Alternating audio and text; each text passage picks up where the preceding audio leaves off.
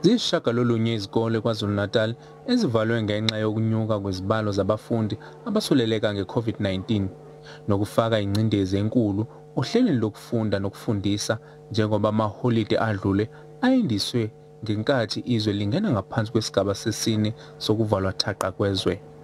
Abazali bayanxuswa ukuthi baqaphele bagcine abafundi emakhaya uma benezimpawu zokugula.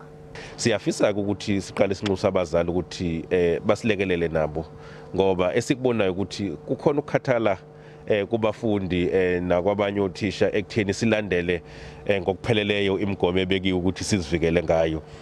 Kwesinye isikhathi uthola ukuthi kunomntwana oteste positive kodwa umzali angadeclare ukuthi umntwana wakhe uteste positive amvumele ukuthi aqhubeka esikoleni.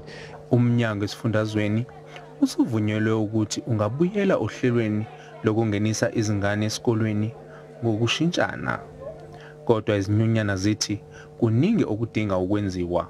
The National Teachers Union urges the Department of Education to provide mobile classes so that the learners are able to adhere to COVID-19 regulation. Ziningi ezinye izinto njenge-union ebesikade sithi umnyango awuqikelele kuzona ukuqinisekisa ukuthi ama-regulations imigomo ebekiwe iyalandelwa. Singakhuluma ngazo izinto ezisizayo ukuvikela ukusabalala kwegciwane ama-PPEs ebekade ngekatholakali kuzo zonke izikole. Umnyango ukhathazekile ngomthelela wokuphazamiseka kwezinhlelo zokufunda nokufundisa esikhathini ezizayo.